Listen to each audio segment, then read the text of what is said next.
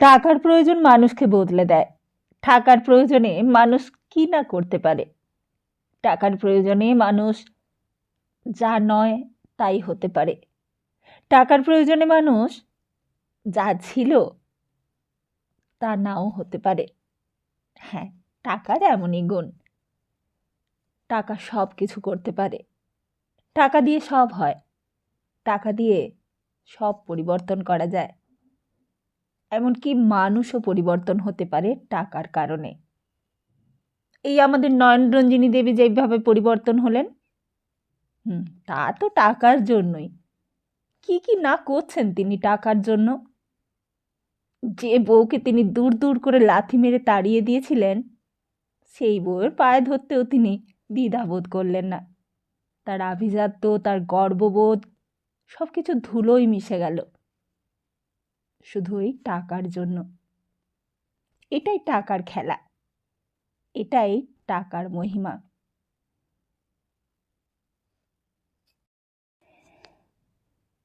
তা সেই কদিন দিনরাত্রি জ্ঞানই ছিল না নয়নরঞ্জিনী দাসের। কোথায় টাকা পাওয়া যাবে, কার কাছে টাকা পাওয়া যাবে, এই ভাবনাতেই অস্থির হয়ে থাকতেন সব সময়। একবার যেতেন উকিল বিভূতিভূষণ বসুর বাড়ি, গিয়ে হাজার হাজার প্রশ্ন করতেন। কোর্টে কি আমাকে জেরা করবে জজ? উকিলবাবু বুঝিয়ে বলতো, জজ সাহেব আপনাকে জেরা করবে কেন? জেরা করবে পাবলিক প্রসিকিউটর। তা সেই সব কোর্ট নিয়ম বুঝতেই পারতেন না নয়নরঞ্জিনী দাসী। বলতেন, জেরা করলে আমি জেরার উত্তর দিতে পারবো তো? উকিলবাবু বলতেন, আপনার কি ভয়, আমি তো রয়েছি, আমি আপনাকে তখন সব শিখিয়ে পড়িয়ে দেবক্ষণ। কিন্তু শুনছি নাকি কোর্টে গেলে উকিলরা হাঁড়ির খবর নেবার জন্য যা তা জেরা করে। উকিলবাবু বলতো, ও আমি সব সামলে নেব, আপনাকে কিছু খারাপ জেরা করবে না। নয়নরঞ্জিনী বলতেন, তুমি জানো তো বাবা, আমার বউকে নিয়ে ঢিঢি পড়ে গেছে কলকাতায়। কারোর কাছে তাই আর মুখ দেখাতে পারি না আমি। আমার যে কি জ্বালা হয়েছে তা আমি জানি। উকিলবাবু বলতো, আজকাল তো ওসব সব বাড়িতেই হচ্ছে মা। শাশুড়ি বউতে ঝগড়া নেই এমন বাড়ি আমায় দেখাতে পারেন আপনি? ও আকছার হচ্ছে। কিন্তু আমার বউর মতো তো বউ ভূভারতে নেই বাবা। আমার সোনার ছেলে, তাই মুখ বুজে এতদিন সব সহ্য করেছে। উকিলবাবু সান্ত্বনা দিত, বলতো, ওসব নিয়ে আপনি মিছিমিছি মাথা ঘামাবেন না মা, বরং এই মামলাটার টাকাটা শিগগির জোগাড় করবার চেষ্টা করুন। মামলা এদিকে চলতে থাকুক আর টাকাটাও জমা দেয়া যাক। 3 মাসের জন্য নিলেমটা ঠেকিয়ে রেখেছি, এখন দেখা যাক। কিন্তু দেখা যাক বলে নয়নরঞ্জিনী দাসী শুনবেন কেন?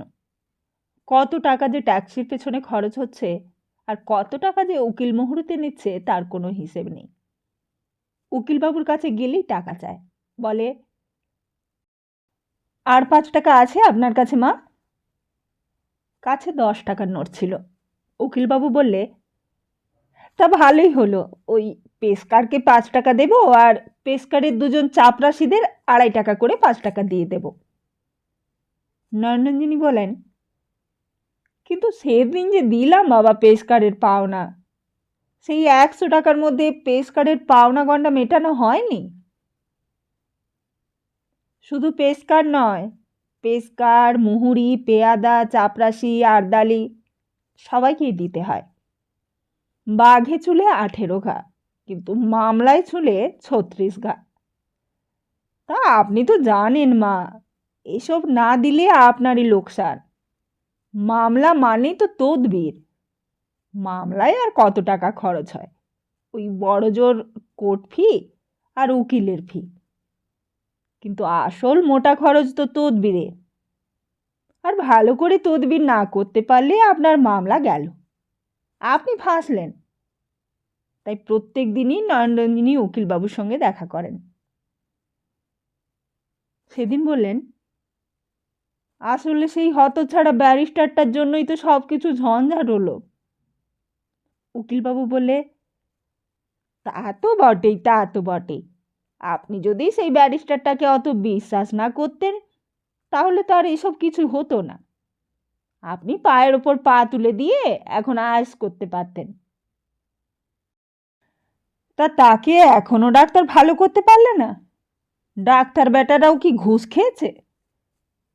সত্যি নির্মল পালিত তখনও ভালো হয়নি। নির্মল পালিত ভালো হলেও না হয় তার বিরুদ্ধে আইনি সাহায্য নেওয়া যেত। উকিলবাবুর সঙ্গে নয়নরঞ্জনীও একদিন দেখতে গিয়েছিলেন তাকে। তখন নির্মল পালিতকে পুলিশ পাগলা গারদে রেখেছে।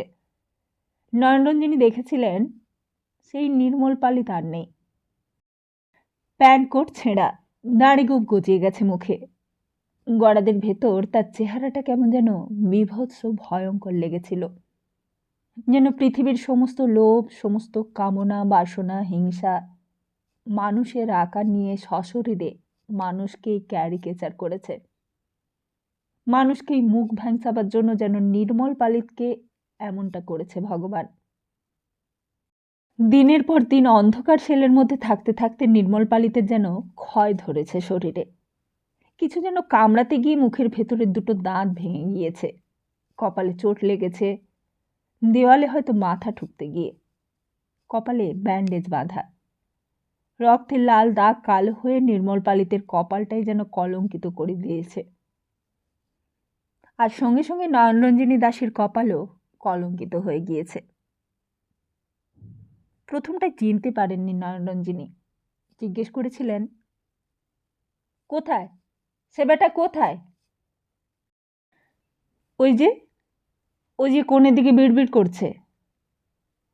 আর তারপর নির্মল পালিতের কানেও বুঝি শব্দটা গিয়েছিল। সেই রকম হাতে একটা ছেঁড়া নোটবুক। সারা দিন রাত নোটবুক নিয়েই থাকতো নির্মল পালিত শেষের দিকটা। শেষের দিকটায় যখন অবস্থা আরও খারাপ হয়ে গেল তখন আর নোটবুক কেউ দিত না। একই নোটবুকে হাজারবার লিখে লিখে পাতাগুলো সব ভর্তি হয়ে গেল। তবু সেই লেখার পাতাগুলোর ওপরেই হিজিবিজি কাটত। বলতো, কি নাম তোমার? What is your name? তারপর শুনতে পেত কি পেত না তা আর বোঝা যেত না। কিন্তু নির্মল পালিত লিখেই চলত। মুখে বিড়বিড় করত আর লিখে চলত। আকাশ পাতাল ছাই ভস্য সব লিখে চলত। যারা খাবার দিতে আসতো, ঘর পরিষ্কার করতে আসতো, তাদেরও নাম জিজ্ঞেস করত। What is your name? কি নাম তোর? তারপর সেই লেখা যেন তার জীবনে আর শেষ হতো না। কখনো কখনো দু একটা কথা বোঝা যেত। টাকা, ক্লায়েন্ট, গান্ধী, সুরেন বাড়ুচে, সিআর দাস, কংগ্রেস, সুভাষ বোস। যেন সকলের বিরুদ্ধে রায় লিখতে হবে তাকে। এই পৃথিবী, এই কলকাতা, এই ইন্ডিয়া, এই করাচি, এই ইংল্যান্ড, এই আমেরিকা, সকলের বিরুদ্ধে। আবার কখনো কখনো অচেনা নাম বলতো, ইন্দ্রাণী। আর সব কথার একটা তবুও মানে ছিল, কিন্তু ইন্দ্রাণী কথাটার মানে কেউই বুঝতে পারত না। তারা জিজ্ঞেস করত, ইন্দ্রাণীকে? কোনো গার্ল? হ্যাঁ, ওর স্ত্রীর নাম, ওর ওয়াইফ ওকে ছেড়ে পালিয়ে গিয়েছে। তা হবে, হয়তো স্ত্রীর নামই ইন্দ্রাণী। আশ্চর্য এই যে ইন্দ্রাণী যেন নির্মল পালিতকে ইন্দ্রের সিংহাসন থেকে নামিয়ে দিয়েছে। আর তারপর থেকেই নির্মল পালিত একেবারে রাস্তার মানুষ হয়ে গেছে। যে জীবনে যে ঐশ্বর্যের জন্য নির্মল পালিত নয়নরঞ্জনী দাসের এমন সর্বনাশ করে গেল, ইন্দ্রাণী চলে যাবার পর সেই ঐশ্বর্যও চলে গেল তার সঙ্গে সঙ্গে। সেই ঐশ্বর্যও তার হাতছাড়া হয়ে গেল। সাউথ ইস্ট এশিয়ার কমান্ডের কোন আমেরিকা মেড মেজর ইন্ডিয়ান মানি আর ইন্ডিয়ান ওমেন নিয়ে সাগর পাড়ি দিলে। তখন একেবারে পপার, একেবারে নিঃস্ব হয়ে গেল নির্মল পালিত। নিরাশ্রয় হয়ে গেল নয়নরঞ্জনী দাসী। ইন্ডিয়া ফতুর হয়ে গেল। নয়নরঞ্জনী আবার জিজ্ঞেস করলেন, তা হ্যাঁ বাবা, বিধবা মানুষকে এইভাবে সর্বনাশ করতে হয়? আমার টাকাটা দেবে না? নির্মল নোটবুক থেকে মুখ তুললে, বললে, হোয়াট ইজ ইউর নেম? নাম কি তোমার? সরোজিনী নাইডু। ওমা, এই যে কথার উত্তর দেয় না গো। এত রোগের চিকিৎসা হয় আর এই পাগলের রোগের চিকিৎসা হয় না? পাগল সারাতে পারে না কেউ? তুমি পুলিশদের বলো না বাবা, চিকিৎসা যত খরচ লাগে তা না হয় আমিই দেব। উকিলবাবু বলেছিল, না মা, তা তো হতে পারে না। গভর্নমেন্ট আপনার কাছ থেকে কেন টাকা নেবে বলুন? নিতে কি দোষ উকিলবাবু? গভর্নমেন্টের তো আর দায় নয়, দায় যে আমারই যে পিতৃমাতৃ দায় হয়ে উঠেছে। ততক্ষণে নির্মল পালিত যেন হঠাৎ চিনতে পেরেছে, হঠাৎই সচেতন হয়ে উঠেছে। Yes, money. Women is potent, but money is omnipotent. আমি ভাইসরয়কে লিখে দেব, তোমাকে জেলে পুরবে সরোজিনী নাইডু। গান্ধীকে জেলে পুরেছি, নেহেরুকে জেলে পুরেছি, প্যাটেলকেও জেলে পুরেছি। এবার তোমাকেও জেলে পুরতে লিখে দেব সরোজিনী নাইডু। তুমিও মেয়ে মানুষ। শেষকালের দিকে নির্মল পালিত মানি আর মেয়ে মানুষ দুটো জিনিসকে সহ্য করতে পারত না। কেবলই নাম লিখে নিত নোটবুকে। চিত্রগুপ্তের নোটবুকের মতো তার নোটবুকেও সব কিছু লেখা থাকত, আর কেউ সেই লেখা বুঝতে পারত না। কিন্তু নির্মল পালিত একলাই সব বুঝতে পারত হয়তো। সেই নোটবুকে লেখা থাকত পাপের কথা, পুণ্যের কথা, লোভের কথা, হিংসার কথা, মৃত্যুর কথা, হত্যার কথা। পৃথিবীর তাবৎ বিষয় নিয়ে তার যেন ভাবনার আর শেষ ছিল না। ভেবে ভেবে আরও পাগল হয়ে যাচ্ছিল নির্মল পালিত। পরদিন সকাল সকালই দীপঙ্কর এলো। শম্ভু সামনেই ছিল। দীপঙ্করের চেহারা দেখে শম্ভু একটু ভয় পেয়ে গিয়েছিল। বললে, কি হয়েছে দাদাবাবু আপনার? দীপঙ্কর বললে, কেন? শম্ভু বললে, আপনার চেহারাটা এমন হয়েছে কেন? সেসব কথার উত্তর না দিয়ে দীপঙ্কর জিজ্ঞেস করলে, মামনি আছেন বাড়িতে? কদিন থেকেই দীপঙ্কর যেন উদ্ভ্রান্ত হয়ে গিয়েছিল। আসতে পারেনি প্রিয়নাথ মল্লিক রোডের বাড়িতে। লক্ষ্মী দিয়ে আসার পর থেকেই জিনিসটা হয়েছিল। সব সুর, সব তাল কেটে গিয়েছিল জীবনে। এতদিন একরকম ছিল। আপিসে গিয়েছে, তখন আপিসের কাজও বেড়ে গিয়েছিল। আপিস শুদ্ধ লোক মিলিটারিতে নাম লিখিয়েছিল। আগে ভয় হতো তাদের কোথায় নিয়ে যাবে ওয়ার ফ্রন্টে। খাকি পোশাক দিয়েছে, কম্বল দিয়েছে, জলের ব্যাগ দিয়েছে, কিট ব্যাগ দিয়েছে। তারপর একদিন হয়তো বলল, চলো সিঙ্গাপুর চলো কিংবা বার্মা চলো। কিন্তু তারপর আস্তে আস্তে ভয়টা কেটে গেল। মাস গেলে অনেকগুলো ফালতু টাকা আসছে হাতে, অথচ কোনো ঝক্কি নেই। যারা আগে ডিফেন্স অব ইন্ডিয়ার বন্ডে সই করেনি তারা দেখলে তারা ঠকে গেছে। কিন্তু তখন নতুন করে নাম সই করতে চাইলেও আর কোনো উপায় নেই, আর রিক্রুট করা হবে না। যুদ্ধের মোড় ঘুরে গেছে। স্টালিনগ্রাড থেকে সেই যে শীতের সময় জার্মান আর্মি সরে এলো, তখন থেকেই মোড় ঘুরে গেছে যুদ্ধের। ইজিপ্টের ফ্রন্টেও জার্মান জেনারেল কমান্ডার রোমাল হটে এসেছে। কলকাতার সাহেবদের হাসি হাসি মুখ আবার। কলকাতার মার্কেন্টাইল ফার্মে আবার সাহেবদের কালো মুখ লাল হয়ে উঠেছে। আবার হুইস্কি উঠছে চৌরঙ্গীর হোটেলে হোটেলে। আবার জাজ, আবার ফক্সট্রট, আবার ওয়াল চলছে জোরদার হয়ে। আমেরিকান সোলজারদের সঙ্গে কালো কালো নিগ্রো হাবসি সোলজারের ভর্তি হয়ে গেছে কলকাতায়। চৌরঙ্গী রাস্তায় বেরোতে ভয় করে মেয়েদের এখন, বিশেষ করে সন্ধেবেলা। বাসে ধারের সিটে বসলে বাইরে থেকে গায়ে হাত দিয়ে দেয় তারা। মেয়ে মানুষ দেখলে আর কোনো জ্ঞান থাকে না, হৈ হৈ শব্দ করে ওঠে। ভিখিরির মেয়ে ছেঁড়া ময়লা কাপড় পরে রাস্তায় ভিক্ষে করছে, তাই সই। তাকেই জিপ গাড়িতে তুলে নিয়ে শোঁ শোঁ করে উধাও হয়ে যায়। তারপর লোকের মাঠের তাঁবুর সামনে নিয়ে গিয়ে তাকে উলঙ্গ করে ছেড়ে দেয়। ছেড়ে দিয়ে মজা দেখে, ক্যামেরা নিয়ে ফটো তোলে। কাঁটাতারের বাইরে দাঁড়িয়ে বাঙালিরাও মজা দেখে, বিনে পয়সার মজা। মেয়েটাকে প্রচুর হুইস্কি খাইয়ে দিয়েছে।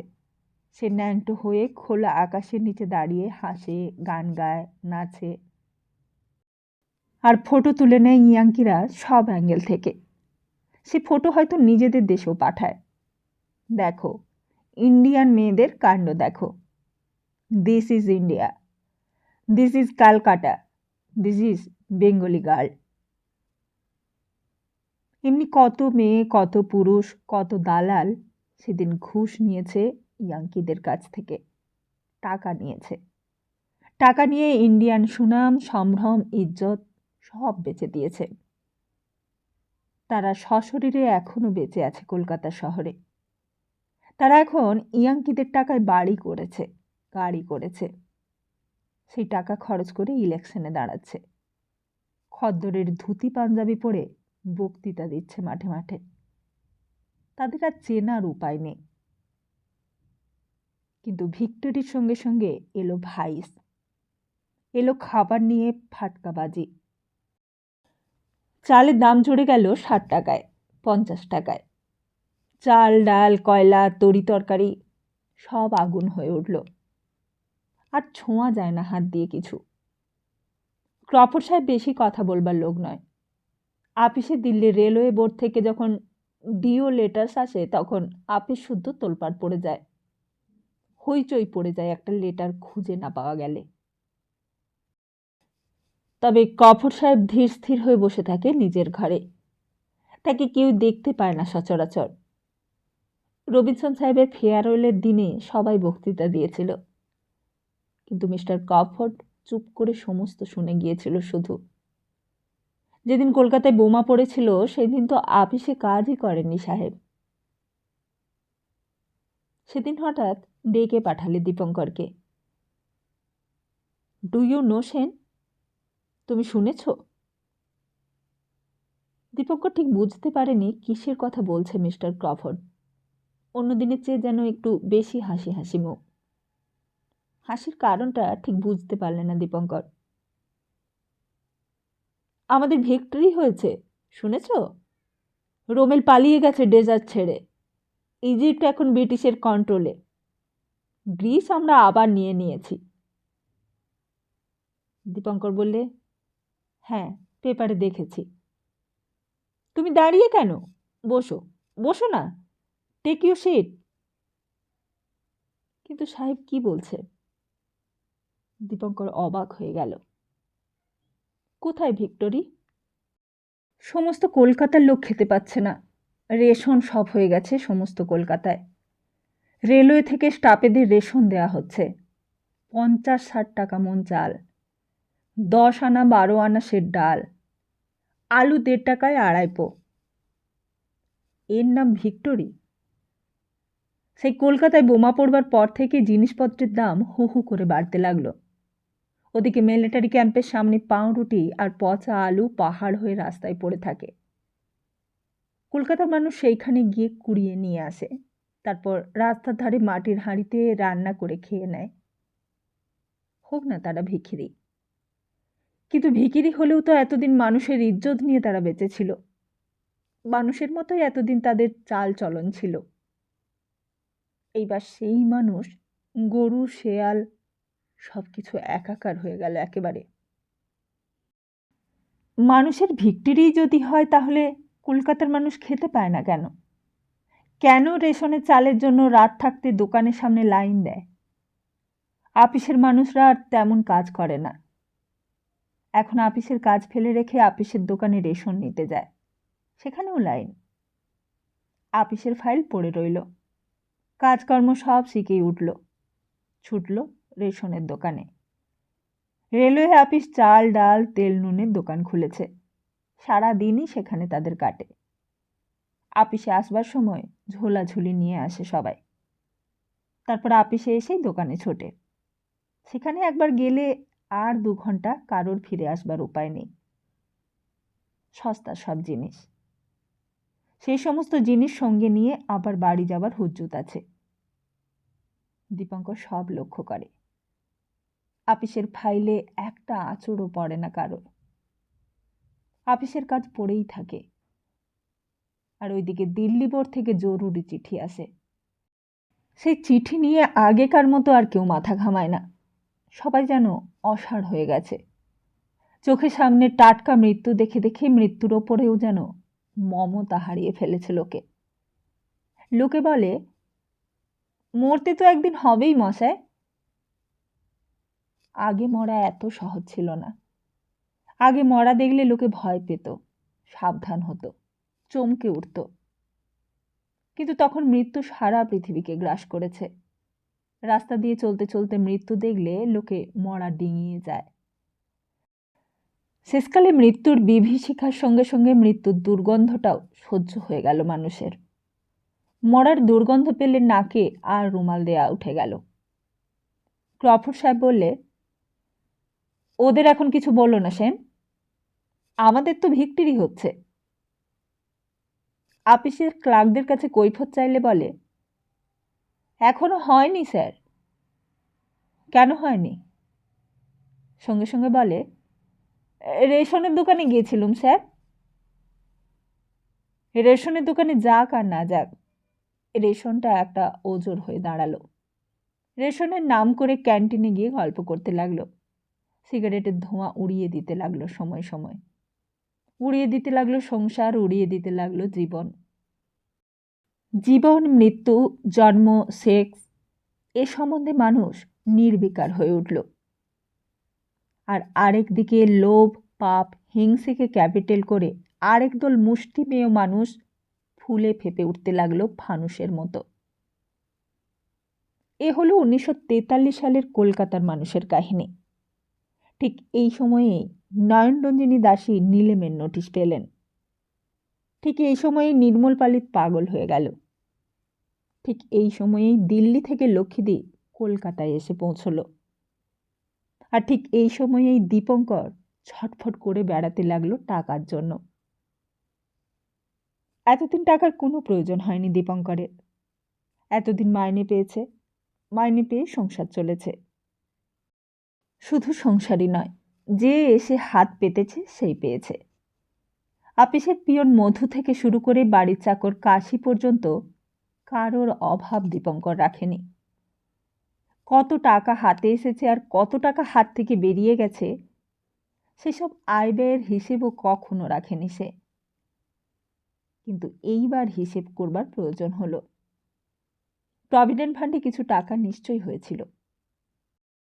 তাই একদিন প্রভিডেন্ট ফান্ড সেকশনের বড়বাবুকে দীপঙ্কর ডাকলে, জিজ্ঞেস করলে, আমার কত টাকা জমেছে একবার আমাকে জেনে বলবেন।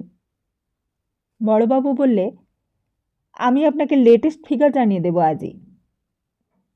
ক্রফোর্ড সাহেবও অবাক হয়ে গিয়েছিল। বলেছিল, তুমি প্রভিডেন্ট ফান্ড থেকে লোন নেবে? কেন? ওয়াই? দীপঙ্কর ব্যাচেলার লোক, সংসারে তার কেউ নেই। অথচ এই পোস্টে থেকে কত লোক কত টাকা ঘুষ নিয়ে কত বড় লোক হয়েছে। নিপেনবাবু সামান্য আপিস সুপারভাইজারের কাজ করে 3খানা বাড়ি করেছে কালীঘাটে। এখন বেশ নিশ্চিন্তে গঙ্গা স্নান করে আর ভগবানের নাম করে। অথচ দীপঙ্করের এত টাকার প্রয়োজন কেন? তবে কি ভেতরে ভেতরে মদ খায়? ভেতরে ভেতরে মেয়ে মানুষ রেখেছে? এইসব আপিস সেকশনেও আলোচনা হয়। কেজি দাসবাবু বলে, আরে মশাই, সকলকেই চেনা হয়ে গেল। কি বড়বাবু, কার কথা বলছেন? কেজি দাসবাবু বলে, আরে ভাই, এইসব বলবার জিনিস নয়। এইসব খবর চেপে যাওয়াটাই ভালো। যত দোষ করেছে ঘোষাল সাহেব। ক্লার্কটা তবুও বুঝতে পারে না, বলে, কেন বড়বাবু, কি হয়েছে কি? আরে এই যে আমাদের সেন সাহেব। সেন সাহেবের কথা ভাবছিলুম। ভেবেছে ডুবে ডুবে জল খেলে শিবের বাবারও জানা 7 দিনেই। এক্ষুনি হোসেন ভাই এসেছিল, সব বলে গেল। কি বললে? বলবে আর কি, বললে কেজি দাসবাবু, তোমাদের সেন সাহেবও কি আজকাল ব্রাইব নিচ্ছে নাকি? কেজি দাসবাবু ব্যাপারটা বুঝিয়ে বললে, আমি তো প্রথমে কথাটা শুনে অবাক হয়ে গিয়েছিলুম ভাই। জিজ্ঞেস করলুম, কেন? ও কথা জিজ্ঞেস করছেন কেন হোসেন ভাই সাহেব? হোসেন ভাই বললে, আমি তো প্রথমে তাজ্জব হয়ে গেলুম কেজি দাসবাবু। ভাবলাম এতদিন ওয়াগন চাইতে আসছি, সেন সাহেব তো কখনো টাকার কথা তোলেনি। সেন সাহেবও কি ব্রাইব চায় নাকি? কেজি দাসবাবু উদ্গ্রীব হয়ে শুনছিল। বললে, তারপর? হোসেন ভাই বললে, তারপর আর কি, ব্রাইব তো কেউ খোলাখুলি চায় না। ব্রাইব তো সবাই ইনডাইরেক্ট ওয়াতে চায়। তা আমি আর কিছু কথা বাড়ালাম না, চলে এলুম। ওয়াগন পেলেন? হ্যাঁ, ওয়াগন পেলুম। এর পরের দিন বোধহয় চাইবে, সেদিন দিতেই হবে। ব্রাইব তো আমরা দিয়েই থাকি কেজি দাসবাবু। ব্রাইব না দিলে আমাদের কাজ কারবার চলে না। পরের দিন টাকা সঙ্গে করে নিয়ে আসবো। জেন্টেলম্যানেরা তো আর সোজাসুজি ঘুষ চাইতে পারে না, এইরকমই এঁকিয়ে বেঁকিয়ে চায়, তা দেব। কেজি দাসবাবু হাঁ হাঁ করে উঠলেন। বললেন, না না হোসেন ভাই, ঘুষ দেবেন না আপনি, কিছুতেই ঘুষ দেবেন না। কেন মিছিমিছি ঘুষ দিতে যাবেন? হোসেন ভাই বললে, না কেজি দাসবাবু, আমি ব্রাইব দেবই। রেলের অফিসার ব্রাইব নিলে তো আমাদের সুবিধে। ব্রাইব দিলেই তো আমাদের কারবার ভালো চলবে। ব্রাইব দিলে চাঁদির জুতো মেরে কাম আদায় করতে পারি তো। ঘুষ আমি দেবই। না না হোসেন ভাই, আপনি ঘুষ দেবেন না। আপনি একটা কাজ করুন। কি কাজ? কেজি দাসবাবু বললে, আপনি অ্যান্টি কারাপশন অফিসের পুলিশকে একটা খবর দিয়ে দিন, তাতে রেলেরও ভালো আপনারও ভালো। হোসেন ভাই বললে, কিন্তু আমার কারবার চলবে কি করে? আমাকে কি কেউ আর কখনো বিশ্বাস করবে? করবে হোসেন ভাই, করবে করবে। আমি সেন সাহেবকে নিজে জানি ভালো করে। আমার আন্ডারে একদিন কাজ করেছে ক্লার্ক হয়ে। আমি তো হাত ধরে ইংরেজি ড্রাফট করতে শিখিয়েছি, আর এখন আমাকেই মানতে চায় না সেন সাহেব। তা এত টাকা কিসের দরকার পড়লো বলুন তো? সেন সাহেব কি মদ খায়? আরে মদ খায়, মেয়ে মানুষ রেখেছে, কি না করে। ডুবে ডুবে সবাই সব করে, কেউ জানতে পারে না তাই। ঝিয়ের ছেলে, ওর মা পরের বাড়িতে ঝিয়ের কাজ করতো, জানো সাহেব। তারপর তো রবিনসন সাহেবের কুকুরকে বিস্কুট খাইয়ে খাইয়ে এই অফিসার হয়েছে। 33 টাকায় কেরানির চাকরিতে ঢুকেছিল, এখন 900 টাকার গ্রেড। আঙুল ফুলে একেবারে কলা গাছ, বুঝেছ সাহেব? তুমি পুলিশে ধরিয়ে দাও, জব্দ হোক। জার্নাল সেকশনে এইসব গল্প সবিস্তারে বলেছিল কেজি দাসবাবু, আর লক্ষণ সরকার চুপ করে সব শুনছিল। কেজি দাসবাবু লক্ষণ সরকারের দিকে চেয়ে হঠাৎ বললে, আপনি আবার যেন বলে দেবেন না লক্ষণবাবু, আপনি তো সেন সাহেবেরই লোক আবার। বাঙালিদের তো এই স্বভাব, কেবল পরের নামে লাগানি ভাঙানি। লক্ষণ সরকারের বলবার দরকার নেই, দীপঙ্কর সবই জানতো। জানতো তাকে নিয়ে সেকশনে সেকশনে কি আলোচনা হয়, জানতো তার সম্বন্ধে লোকে কে কি বলে। অফিসের কাজ করতে করতে এক একবার মনে হতো চাকরি ছেড়ে চলে যায়। এই চাকরি না করলে তো আর তাকে নিয়ে এত মাথা ঘামায় না কেউ। এই চাকরি না করলে তো তার সম্বন্ধে এত আলোচনাই ওঠে না। মনে হয় চাকরি ছেড়ে দিয়ে কোথাও কোনো গ্রামের মধ্যে গিয়ে জীবনটা কাটিয়ে দেয়। যায় আবার সেই বাড্রায়, যেখানে দীপঙ্কর জন্মেছিল, যেখান থেকে মা তাকে নিয়ে পালিয়ে এসেছিল। প্রভিডেন্ট ফান্ডে যেই টাকা কটা আছে তাই নিয়ে একরকম শেষ জীবনটা কাটিয়ে দেবে সে। 14-15 হাজার টাকার একটা খামার কিনে চাষবাস করবে, তাতে বোধহয় অনেক বেশি শান্তি, অনেক আরামও। কারোর সঙ্গে কোনো সম্পর্ক রাখবে না, কোনো সম্বন্ধই রাখবে না কারোর সঙ্গে। সতী, লক্ষ্মীদি, সনাতনবাবু, মিস্টার ঘোষাল, ছিটেফোঁটা সকলের কাছ থেকে দূরে চলে যাবে সে। পাপ থেকে দূরে চলে যাবে, পুণ্য থেকেও দূরে চলে যাবে। আসলে হয়তো জীবন থেকেই দূরে চলে যেতে ইচ্ছে করত দীপঙ্করের। প্রিয়নাথ মল্লিক রোডের বাড়িতে এসে শম্ভুকে দেখে আবার সেই ভাবনাটা খানিকক্ষণের জন্য দূরে চলে গেল। মামনি নিজের ঘরেই বসেছিলেন, সেই তক্ষুনি নির্মল পালিতকে দেখে এসেছেন। মনটা খিচড়েই ছিল। দীপঙ্করকে দেখে যেন একটু উৎফুল্ল হয়ে উঠলেন। বললেন, কি বাবা, কি হলো? দীপঙ্কর সামনের চেয়ারটাই বসল। সিঁড়ি ভেঙে উপরে উঠে যেন হাঁপাচ্ছিল সে। বললে, আপনি সনাতনবাবুর কাছে কিছু শোনেননি? মামনি বললেন, ওর কথা ছেড়ে দাও বাবা, ও কি একটা মানুষ। বলছিল কি যেন ওই বৌমার বোন না কি এসেছে দিল্লি থেকে। দীপঙ্কর বললে, সে এক ভীষণ কাণ্ড হয়ে গেছে সেখানে, সেজন্যই আপনার কাছে আসতে পারিনি এই কয়দিন। কিন্তু বৌমার বোনের তো অনেক টাকা আছে, সেও তো বাপের অর্ধেক টাকা পেয়েছে। তা তো পেয়েছে, কিন্তু এখন লক্ষ্মীদির যা অবস্থা তাতে টাকার কথা বলাই যাচ্ছে না তার সঙ্গে। টাকা তো টাকা, তার জীবন নিয়েই এখন টানাটানি চলছে। নয়নরঞ্জিনী জিজ্ঞেস করলেন, কীরকম? দীপঙ্কর বললে, সনাতনবাবু আপনাকে কিছুই বলেননি? লক্ষ্মীদি যেদিন এলো দিল্লি থেকে সেদিন তো সনাতনবাবু বসেই ছিলেন। সেদিন সনাতনবাবুকে নিয়ে গিয়ে খুব মুশকিলে পড়েছিলুম আমি। আর এদিকে কোনো কাজই আর হলো না। ওদিকে সতীও তখন বাড়িতে ছিল না। বৌমা আবার কোথায় গিয়েছিল বাড়ি ছেড়ে? দীপঙ্কর বললে, সেই আমাদের ঘোষাল সাহেবের মামলায় সাক্ষী দিতে। মামনি কিছুই জানতেন না। বললেন, হা, ছেলেটা খুবই ভালো, তার আবার কিসের মামলা? দীপঙ্কর বললে, সেসব অনেক কাণ্ড। সত্যি তো তার আন্ডারে চাকরি করেছে এককালে, সেসব তো জানেনি। সেই মামলাতেই আটকে পড়েছিল ঘোষাল সাহেব। সেদিন ছিল শুনানির দিন। সতীর সাক্ষীতেই শেষ পর্যন্ত জেল হয়ে গেল ঘোষাল সাহেবের। শুনেছেন বোধহয়। মামনি অবাক হয়ে গেলেন। বললেন, জেল?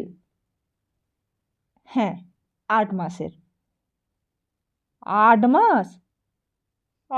গো, তা আপিল করতে বলো বাবা।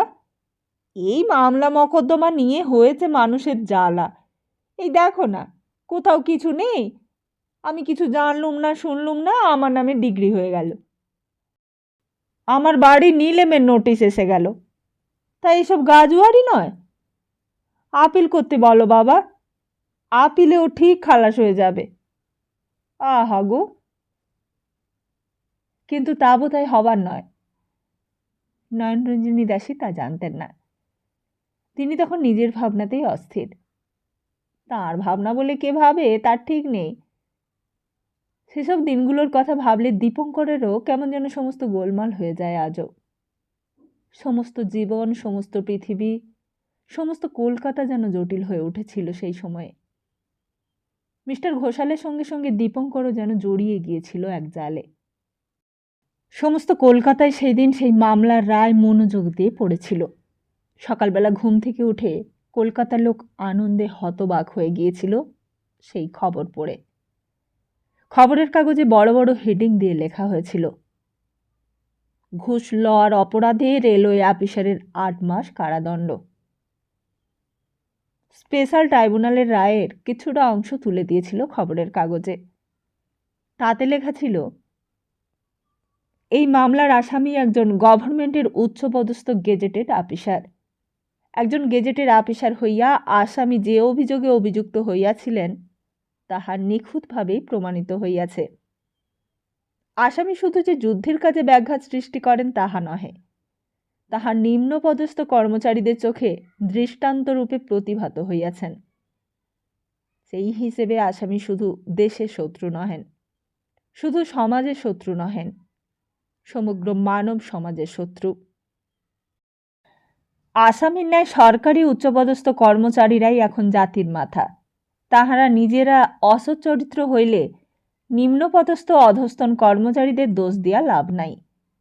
আসামি শিক্ষিত ও সংস্কৃতবান বলিয়া এজাহার দিয়েছেন, কিন্তু কার্যত তিনি অশিক্ষিত ব্যক্তির ন্যায় আচরণ করিয়াছেন। অজ্ঞ অশিক্ষিত ব্যক্তি হইলে আসামিকে লঘু দণ্ডে দণ্ডিত করা হইত, কিন্তু এই ক্ষেত্রে সেই যুক্তি সম্পূর্ণ অসমীচীন। শিক্ষিত ব্যক্তির অপরাধ অশিক্ষিত ব্যক্তির অপরাধের অপেক্ষা অনেক বেশি দোষণীয়। সম্পূর্ণ সুস্থ চিত্তে বহাল তবিয়তে আসামি যে অপরাধ করিয়াছেন তাহার ক্ষমা নাই। এই সমস্ত দিক ধীরভাবে বিচার করিয়া আমরা আসামিকে দীর্ঘ 8 মাস কারাদণ্ডে দণ্ডিত করিলাম। মনে আছে, দীপঙ্কর যেদিন খবরটা প্রথম শুনেছিল সেদিন যেন ঠিক বিশ্বাস করতে পারেনি। খুশি হওয়ার প্রশ্ন নয়, অখুশি হওয়ারও প্রশ্ন নয়। বিশ্বাস করতে পারেনি মানে অন্য কারণে। তবে কি সত্যি দোষী শাস্তি হয় সংসারে?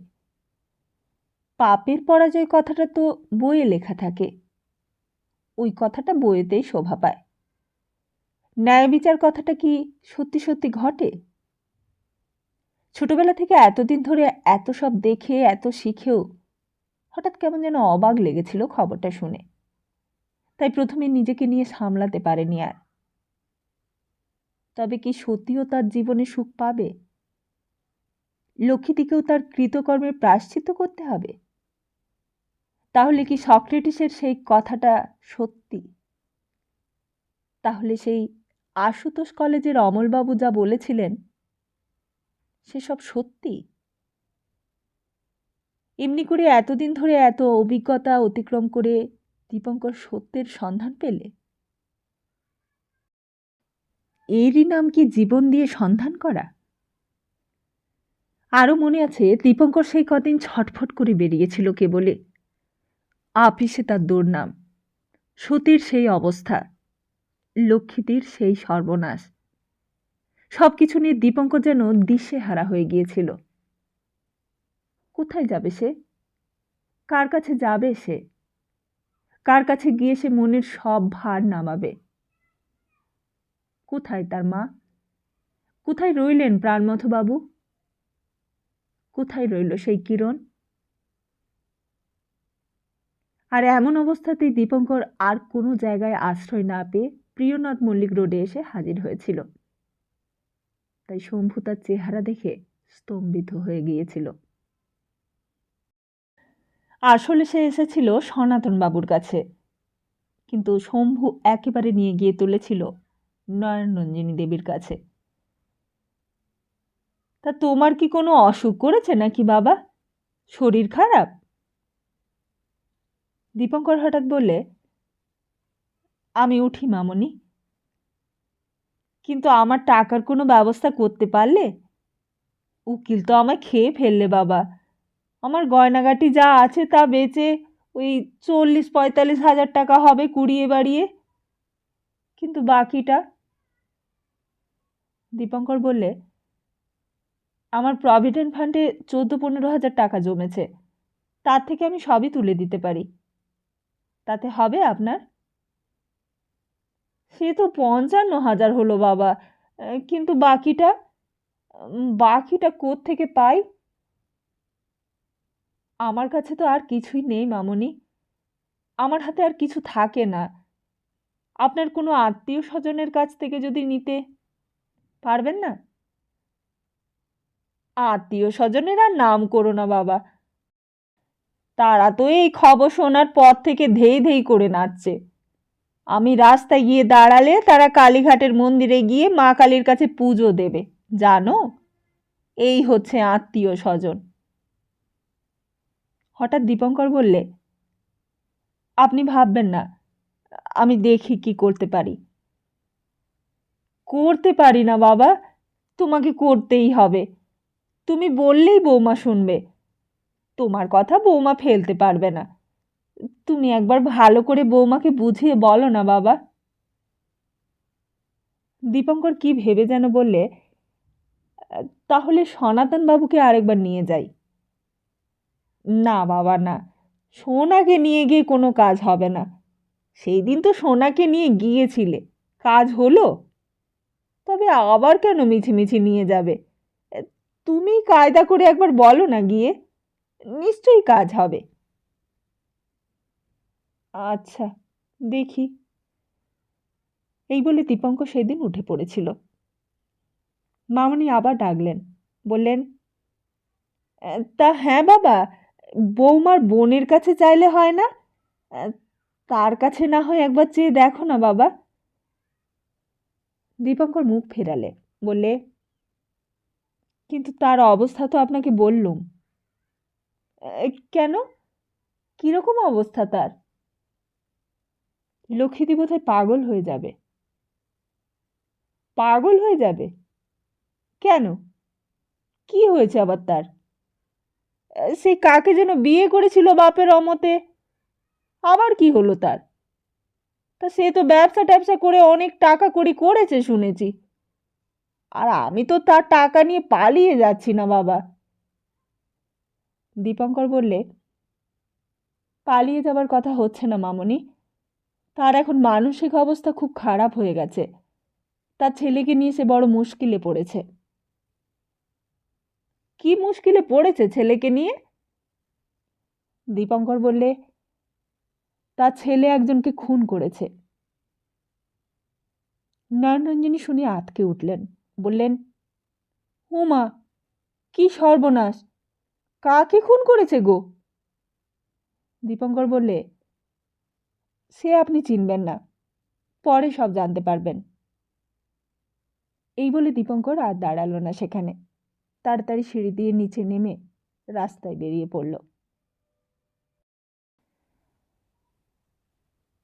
সেদিনের ঘটনাটা স্পষ্ট মনে আছে।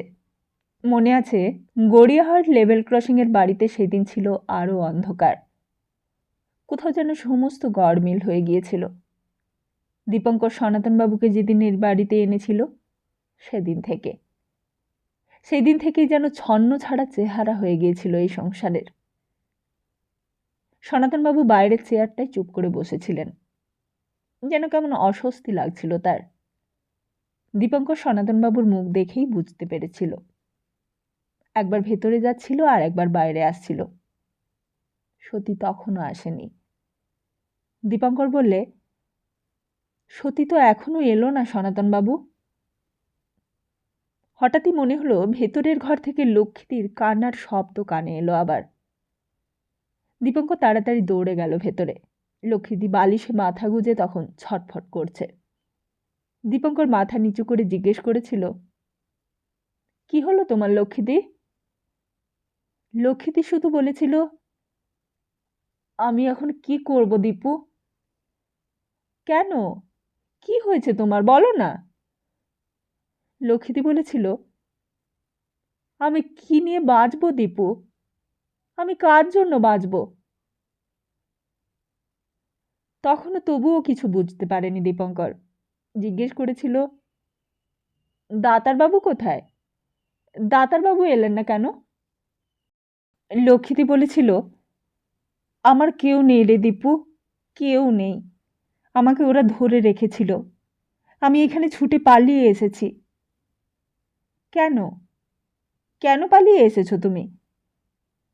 লক্ষ্মীদি বলেছিল, আমি লুকিয়ে লুকিয়ে টেলিগ্রাম করে দিয়েছিলুম সতীকে, কিন্তু আসতে পারছিলুম না রে। আসতে গেলেই ওরা আমাকে ধরে রেখেছিল। সারা রাস্তা আমি কাঁদতে কাঁদতে এসেছি। দীপঙ্কর জিজ্ঞেস করেছিল, কে ধরে রেখেছিল? কারা? সুধাংশু? দাতারবাবু? তোমার ছেলে মানস? লক্ষ্মীদি তখনও ছটফট করছিল, মুখটা বালিশের উপর তখনও গুজে রেখেছিল। রঘু এসে একবার লক্ষ্মীদির দিকে চাইলে। দীপঙ্কর এইবার নিচু হলো, মাথাটায় হাত দিলে, মাথাটা ধরে স্থির করে রাখবার চেষ্টা করলে। লক্ষ্মীদি দীপঙ্করের হাতটা আঁকড়ে ধরলে জোর করে, বলে, দীপু। আর যেন কোনো কথাই বেরোলো না লক্ষ্মীদির মুখ থেকে। লক্ষ্মীদি যেন আর কোনো কথা বলবার শক্তি হারিয়ে ফেললো একেবারে। দীপঙ্কর কানের কাছে মুখ নিয়ে গিয়েছিল একবার, বলেছিল, কোনো কষ্ট হচ্ছে তোমার লক্ষ্মীদি? ডাক্তার ডাকবো? লক্ষ্মীদি বললে, না রে দীপু, না, এখন ডাক্তারের হাতের বাইরে চলে গেছে একেবারে। তারপর হঠাৎ মুখটা তুললে, একবার দীপঙ্করের মুখের কাছাকাছি এলো, যেন মুখটা ঠেকে যাবে দীপঙ্করের মুখের সঙ্গে। দীপঙ্কর আরো জোরে চেপে ধরলে লক্ষ্মীদিকে, বলে, লক্ষ্মীদি, একটু শান্ত হও, একটু চুপ করো, বলো না কি হয়েছে তোমার। কিন্তু লক্ষ্মীদিকে চেপে ধরে রাখা যাবে এমন শক্তি বোধহয় দীপঙ্করেরও ছিল না। দীপঙ্কর খাটের পাশে মাটিতে বসল, বসে লক্ষ্মীদিকে ধরে রইল, বলে, এমন করলে তুমি পড়ে যাবে লক্ষ্মীদি, তুমি চুপ করো, ঠান্ডা হও। লক্ষ্মীদি তেমনই ছটফট করতে করতে বলতে লাগলো, কিন্তু কেন আমার এমন সর্বনাশ হলো বলতো দীপু? তুই তো আমার সব জানিস, ছোটবেলা থেকে তুই তো আমাকে দেখে আসছিস। আমি কার জন্য টাকা চেয়েছি, কার জন্য বাড়ি কিনেছি, কার জন্য গাড়ি চেয়েছি, আমি কার সুখের জন্য এমন করে নিজের ধর্ম জলাঞ্জলি দিয়েছি। দীপঙ্কর কি বলবে কিছুই বুঝতে পারলে না, মাথায় হাত বুলোতে লাগলো শুধুই। লক্ষ্মীদি তখনও বলে চলেছে, আমি আর জন্মে কত পাপ করেছিলুম দীপু, আমার পাপের আর শেষ নেই রে। তাই বুঝি ভগবান আমায় এমন করে শাস্তি দিলে, তাই বুঝি এমন করে আমার সব অহংকার চূর্ণ করলে। দীপঙ্কর বললে, কিন্তু কি হয়েছে তা তো বলবে তুমি, না বললে আমি কি করব। লক্ষ্মীদি তখন অসহায়ের মতো কাঁদতে লাগলো, আরো কাঁদতে লাগলো, বলে, তুই আমায় মেরে ফেল দীপু, আমার গলাটা জোরে টিপে ধরে মেরে ফেল, আমার আর বেঁচে থাকার দরকার নেই, আমার মরে যাওয়াটাই ভালো। দীপঙ্কর জিজ্ঞেস করলে, দেখো লক্ষ্মীদি, শোনো, আমার কথা শোনো, সতী এখন বাড়ি নেই, তোমার কি দরকার আমাকে বলো, আমি তার ব্যবস্থা করছি।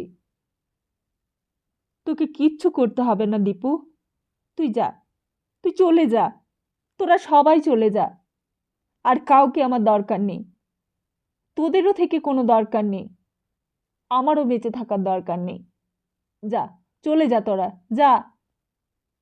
আমি কি করেছি তোদের? কেন তোরা সবাই মিলে আমাকে কষ্ট দিচ্ছিস? কি করেছি আমি তোদের? কি ক্ষতিটা করেছি? বলতে বলতে আবার হাউ হাউ করে কেঁদে উঠল লক্ষ্মীদি, আর তারপর আবার বালিশে মুখ গুজে মাথা কুটতে লাগলো। দীপঙ্কর মাথায় হাত বুলোতে বুলোতে বলেছিল, তুমি থামো লক্ষ্মীদি, থামো, তুমি একটু চুপ করো। রঘু কি ভাবছে বলো দেখিনি?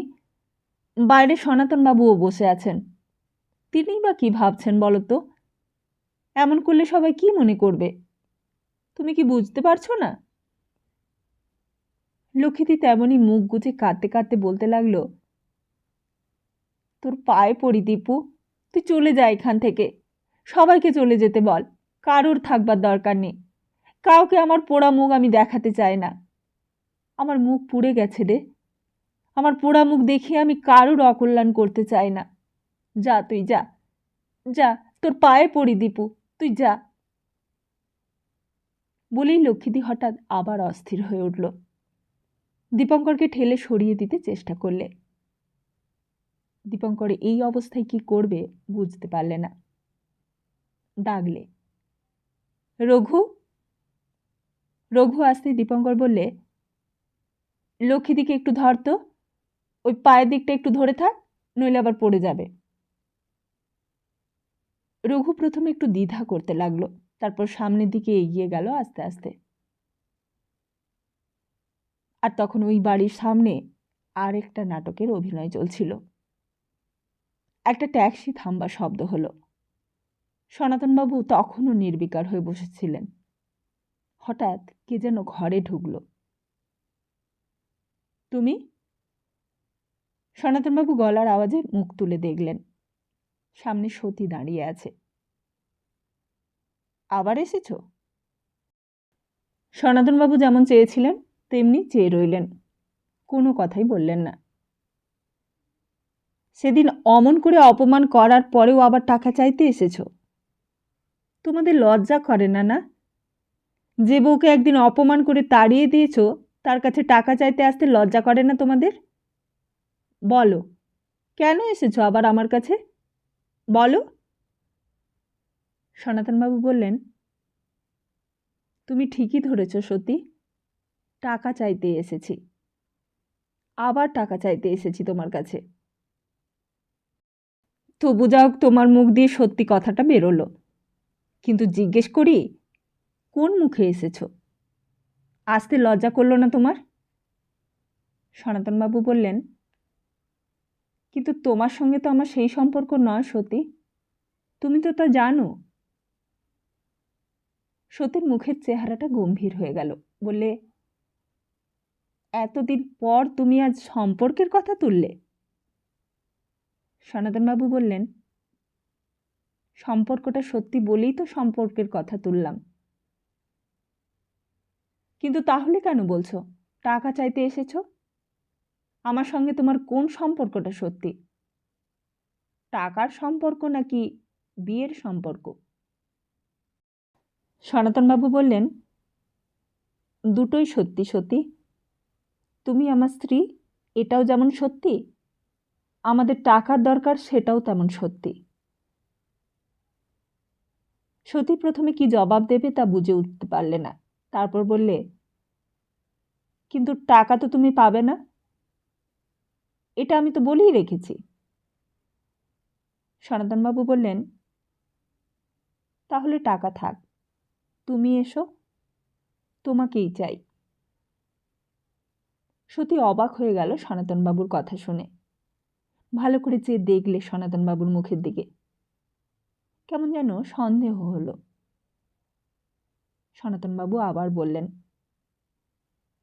এক্ষুনি উত্তর দেবার দরকার নেই, পরে ভেবে উত্তর দিও। কালকে দিলেও চলবে, কিংবা 6 মাস পরে দিলেও কোনো ক্ষতি নেই, আমি হতাশ হব না। কিন্তু তোমার মা, তিনিও কি আমার টাকা চান নাকি আমাকে চান? সনাতনবাবু বললেন, না, তিনি আমার টাকা চান। হ্যাঁ। সতী আবার আগেকার মতো রুদ্রমূর্তি হয়ে উঠল। বললে, তাহলে এর পরেও আমাকে তোমার কাছে যেতে বলছো? এর পরেও তুমি আমার কাছে এসে সম্পর্কের কথা তুলে আমাকে ভোলাতে চাইছো? আমাকে এত অপমান করেও তোমাদের তৃপ্তি হয়নি, আরও অপমান করতে চাও? সনাতনবাবু বললেন, এই কথার উত্তর চাও তুমি? সতী যেন জ্বলে উঠল। বললে, না, তোমার যা উত্তর দেবার তা আমি জানি। তোমাদের উত্তর শুনে শুনে আমার কান ঝালাপালা হয়ে গেছে। আমার আর কোনো উত্তর শুনবার ধৈর্য নেই।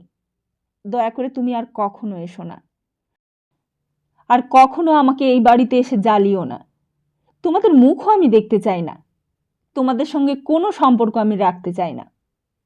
যতদিন বেঁচে থাকবো মনে করব আমার বিয়েই হয়নি, মনে করব তোমার সঙ্গে আমার কোনো মালা বদল হয়নি, নয়তো মনে করব তুমি নেই। সত্যি অনেকগুলো কথা একসঙ্গে বলে হাঁফিয়ে পড়েছিল। একটু দম নেবার জন্য বোধহয় খানিক থামলে, কিন্তু সনাতনবাবু তেমনই ধীর স্থির। কথাগুলো শুনে তার কোনো বিকারের লক্ষণ দেখা গেল না। সনাতনবাবু কি একটা কথা বলতে যাচ্ছিলেন, হঠাৎই বাধা পড়ল। দিদিমণি। সত্যি পেছন ফিরে দেখলে রঘু। রঘু বললে, বর্দিমণি এসেছেন। বর্দিমণি দিল্লি থেকে? কখন এলো? এই বলে আর দাঁড়ালো না, ভেতরের দিকে চলে গেল দৌড়তে দৌড়তে। আর রঘুও চলে গেল। সঙ্গে সঙ্গে দীপঙ্কর ভেতরে এলো, বললে, আপনাকে অনেকক্ষণ বসিয়ে রেখেছি। এদিকে বাড়িতে একটা ভীষণ বিপদ হয়ে গেছে সনাতনবাবু, তাই একটু ব্যস্ত হয়ে পড়েছিলাম। সতীর সঙ্গে আপনার কথা হলো? সনাতনবাবু হাসলেন, বললেন, হ্যাঁ, চলো। কি বললে? আপনি সব কথা ভালো করে বুঝিয়ে বলেছেন তো? সনাতনবাবু আবার বললেন, হ্যাঁ। রাজি হয়েছে টাকা দিতে? সনাতনবাবু বললেন, না। তাহলে? তাহলে কি হবে? বলি দীপঙ্কর বললে, আচ্ছা ঠিক আছে, আমি নয় আরেকবার বলে ঠিক করব। আপনি মামনিকে ভাবতে বারণ করবেন। যেমন করে পারি আমি টাকাটার ব্যবস্থা করবই। তিনি যেন কিছু না ভাবেন।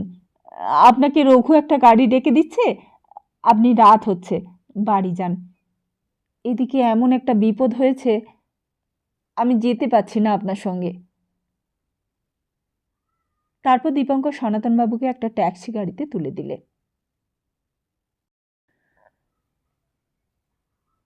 আসলে লক্ষ্মীদি আসার দিন থেকেই সব কিছু বদলে গিয়েছিল এই বাড়িতে। সেই রাত্রে সনাতনবাবুকে বাড়িতে পাঠিয়ে দেবার পর দীপঙ্করও একটু বিব্রত হয়ে পড়েছিল। আর সতীও এসে লক্ষ্মীদিকে নিয়ে পড়েছিল। সতীও ঝুঁকে পড়ে বলেছিল, কি হলো লক্ষ্মীদি? কি হলো তোমার বলো তো? লক্ষ্মীদি তখনও তেমনি করেই কাঁদছিল শুধু। নিজের বোনকে দেখে দুই হাতে জড়িয়ে ধরেছিল। সতীকে জড়িয়ে ধরে যেন সান্ত্বনা খুঁজতে চেয়েছিল লক্ষ্মীদি, কিন্তু মুখে কিছু বলেনি। শুধু বলেছিল, আমার সর্বনাশ হয়ে গেছে রে ভাই, আমার সব গেছে। সব গেছে মানে কি? কি গেছে তোমার? কেন চলে এলে একলা? দাতারবাবু কোথায়? আর তোমার ছেলে কোথায়? লক্ষ্মীদি সেসব কথার কোনো উত্তরই দিত না, শুধু কাঁদত। শেষকালে বোধহয় একটু ক্লান্তি এলো লক্ষ্মীদের। লক্ষ্মীদিকে রেখে সতী বাইরে এলো। দীপঙ্কর চুপ করে তখনও বসেছিল। সতীকে দেখে উঠে দাঁড়িয়ে বললে, কি হলো? কেমন আছে লক্ষ্মীদি? সতী বললে, ঠিক বুঝতে পারছি না, এখন যেন একটু চোখ ঢুলে আসছে। দীপঙ্কর বললে, কি সর্বনাশ হয়েছে কিছু বললে? সতী বললে, না, কিছুই তো বলছে না, শুধুই কাঁদছে। আচ্ছা, সেই দিন যে তোমাকে টেলিগ্রাম করেছিল, তাতে কি লেখা ছিল? সতী বললে, কিছুই না, শুধু লিখেছিল সর্বনাশ হয়ে গেছে, জীবনটা ব্যর্থ হয়ে গেছে, স্টার্টিং, আর কিছু নয়। কবে আসছে, কখন আসছে, তাও কিছু জানতাম না। কদিন ধরে তাই বড় মন খারাপ হয়ে গিয়েছিল আমার। তারপর দীপঙ্করও কি করবে কিছুই বুঝতে পারেনি। সতী বললে, তুমি আর বসে থেকে কি করবে, তুমি এখন যাও।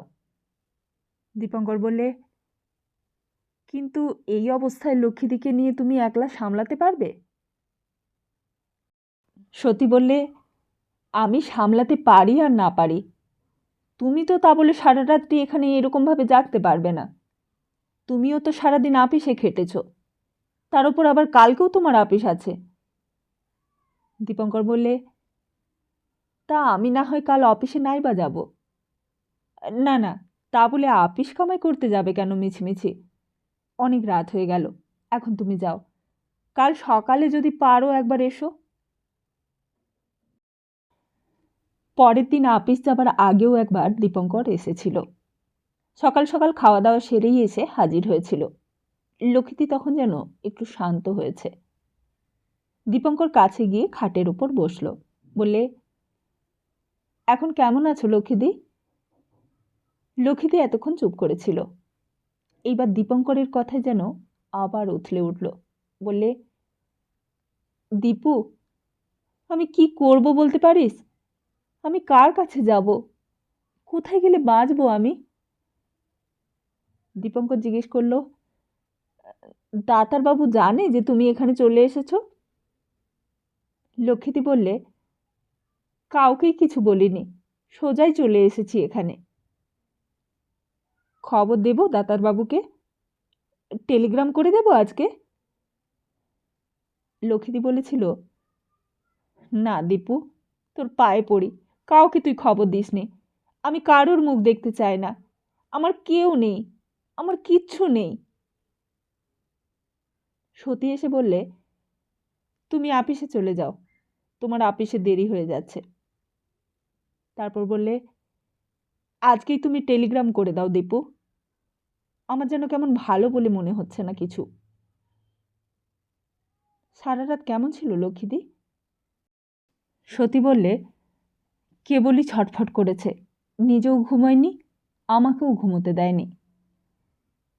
আপিসে গিয়ে দীপঙ্কর সেদিন টেলিগ্রাম করে দিয়েছিল, যেই ঠিকানা থেকে লক্ষ্মীদি চিঠি লিখত সেই ঠিকানাতে, আর্জেন্ট। অভয়ঙ্কর বললে, কি ব্যাপার সেন, কিসের telegram? Why do you look upset? সমস্ত দিনটাই বড় রুক্ষ ছিল দীপঙ্করের মেজাজ।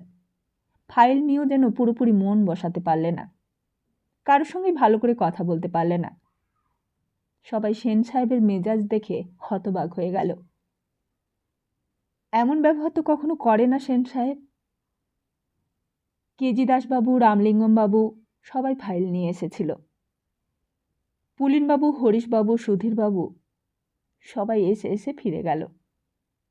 হরিশবাবু জিজ্ঞেস করলে, কিরে মধু, সেন সাহেবের কি হয়েছে?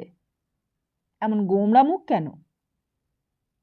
মধু বললে, সাহেবের আজকে শরীরটা ভালো নয় হুজুর। কয়েকদিন ধরেই আপিসে কানাঘুষো চলছিল। কয়েকদিন ধরেই সেকশনে সেকশনে গুজগুজ ফিসফিস হচ্ছিল। ঘোষাল সাহেবের 8 মাস জেল হবার পর থেকেই সমস্ত আপিসময় যেন একটা থমথমে ভাব হয়ে গিয়েছিল। বাইরের লোক, মানে কোনো বাইরের মার্চেন্ট এলি সবাই যেন বাঁকা চোখে দেখতে চেয়েছে, সবাই যেন সতর্ক হয়ে গিয়েছিল। আপিসের ফাইল নিয়ে কাজ করতে করতে এই দিক ওই দিক চেয়ে দেখত, কে কখন কোন ঘরে ঢুকছে, কে কার সঙ্গে চুপি চুপি কথা বলছে, সব লক্ষ্য রাখত। ঘোষাল সাহেব যেন সকলের মনে ভয় ধরিয়ে দিয়েছিল। তবে তো পাপীর সাজা হয় মশাই। তবে যে বলে এটা কলিযুগ, কলিযুগে নাকি পাপের পরাজয় হয় না। কেজি দাসবাবু বললেন, ঘোষাল সাহেব তো তুচ্ছ মশাই, ব্রিটিশ গভর্নমেন্টেরই এখন টলমল অবস্থা, দেখছো না? একজন বললে, পাপার পাড়া কখনোই চাপা থাকে না জানবেন, একদিন ফুটে বেরোবেই। হঠাৎ সকলেরই যেন কেমন বাকরোধ হয়ে গিয়েছিল ব্যাপার দেখে। তবে এত যে ব্ল্যাক মার্কেটিং চলছে, এত যে চুরি বাটপাড়ি চলছে দেশে, সকলেরই তাহলে শাস্তি হবে একদিন। সবাই তাহলে একদিন ঘোষাল সাহেবের মতো জেল খাটবে। এতদিন যারা ধর্ম নেই বিচার নেই বলে গলাবাজি করছিল, তারাও মুখ বুজিয়ে ফেলেছে, তাদেরও আর কিছু বলবার মুখ নেই। কই, ব্রিটিশ গভর্নমেন্ট তো তেমন খারাপ লোক নয় মশাই, সে তো জেল হলোই, সেই তো শাস্তি হলো আসামির। যে মানুষের এত তম্বি ছিল, যে মানুষটা এতদিন সকলকে গেট আউট বলে গালাগালি দিয়ে এসেছিল, তার তো উচিত শাস্তি হলোই। 8 মাস জেল, সোজা কথা? কোথায় পাবে চুরুট, কোথায় পাবে ড্রিঙ্কস, কোথায় পাবে মেয়ে মানুষ? সবাই যেন বিস্ময়ে হতবাক হয়ে গিয়েছিল খবরের কাগজ পড়ে। সেদিন টানাটানি পড়ে গিয়েছিল খবরের কাগজখানা নিয়ে। সেদিন অ্যাংলো আমেরিকার অত বড় ডেজার্ট ভিক্টোরিয়া যেন ফিকে হয়ে গিয়েছিল ঘোষাল সাহেবের জেল যাওয়ার খবরের কাছে। ওয়েন্ডেল উইলকি সেই সময় রাশিয়ায় গিয়েছিলেন সেইখানকার অবস্থা দেখতে। সেই দিন সেই খবরও বেরিয়েছিল। জার্মান 6th আর্মি স্ট্যালিনগ্রাড থেকে হটে এসেছে, স্ট্যালিন শেষ হুকুম দিয়ে দিয়েছে, die but do not retired. Fazlul Haq ministry চলে গিয়ে নাজিম উদ্দিনের মিনিস্ট্রি হয়েছে। কত সব খবর কত দিকে, খবরের কাগজ পড়ে আর শেষ করা যায় না। 6 পয়সার আনন্দবাজার পত্রিকা কিনলে খবর পড়ে পেট টইটম্বুর হয়ে ভরে যায়। কিন্তু সেই দিন আপিসের লোকের কাছে অন্য সমস্ত খবর যেন জলো হয়ে গিয়েছিল। সবাই খবরের কাগজটা ভাঁজ করে পকেটে পুরে আপিসে নিয়ে এসেছে। চুপি চুপি পড়ো, কেউ যেন হেসো না, কেউ যেন টিটকিরি দিও না, ঠাট্টাও করো না। হোক না ঘোষাল সাহেবের জেল, তবু তো সে তোমাদের ডিটিএস, এক্স ডিটিএস, তার বিরুদ্ধে কোনো রিমার্ক করা চলবে না। Be careful. একজন খবরটা পড়তে পড়তে আনন্দে একেবারে আত্মহারা হয়ে পড়ল। একজন 33 টাকার ক্লার্ক একলাই 1 প্যাকেট সিগারেট টেনে শেষ করে ফেললে। সেদিন ক্যান্টিনে 2 মণ রসগোল্লা 1 ঘন্টার মধ্যে কাবার হয়ে গেল। আর শুধু রসগোল্লাই নয়, সিঙ্গাড়া, পান্তুয়া, চপ, কাটলেট, ডিম, এমনকি দরবেশ পর্যন্ত লোপাট। ক্যান্টিনে একেবারে ধোয়া মোছা, কিছুই নেই, একেবারে সাপসুট। দলে দলে খদ্দের বাবুরা এসে খালি পেটে ফিরে গেল। মিষ্টির থালা তখন নিঃশেষ, শুধু মাছি। মাছিরাই তখন রাজত্ব চালাচ্ছে ক্যান্টিনে। এমন ঘটনা রেল অফিসের ক্যান্টিনে কখনো ঘটেনি। এমন ঘটনা রেল অফিসের ক্যান্টিনে কেউ কখনো দেখেওনি। আর যারা জানতো না, যারা খবরের কাগজ পড়তো না, তারাও তখন জেনে গেছে। সাউথ কেবিন জানিয়ে দিল নর্থ কেবিনকে, কন্ট্রোল অফিস জানিয়ে দিল ডিস্ট্রিক্টকে, ডিস্ট্রিক্ট জানিয়ে দিল গার্ডকে, ফায়ারম্যানকে, ড্রাইভারদের। আর তারপর সেইখান থেকে জেনে গেল কুলি, গ্যাংম্যান, খালাসি, সবাই। কারোর আর জানতে বাকি রইল না। অ্যাংলো ইন্ডিয়ানরা হাতে পাকানো সিগারেট দাঁতে কামড়ে বললে, ব্লাডি বাস্টার্ড। ক্লার্কটা কলম পিষতে পিষতে চুপি চুপি বললে, বেশ জব্দ হয়েছে শালা। কুলি জামাদাররা বললে, ঠিক হুয়া, বেঈমান। স্টেশন মাস্টারেরা টরে টক্কা করে বলতে লাগলে, ভগবান বলে তো একজন আছেন মশাই। ট্রাফিক অফিসের কর্মচারীরা সেদিন চাঁদা তুলে সবাই মিলে ট্রাম ভাড়া খরচ করে কালীঘাটের মন্দিরে গিয়ে পুজো দিয়ে এলো। মার সামনে হাত জোড়ো করে প্রণাম করে বলল, তুমি আমাদের মুখ রেখেছ মা, মা, মা গো। নমস্কার।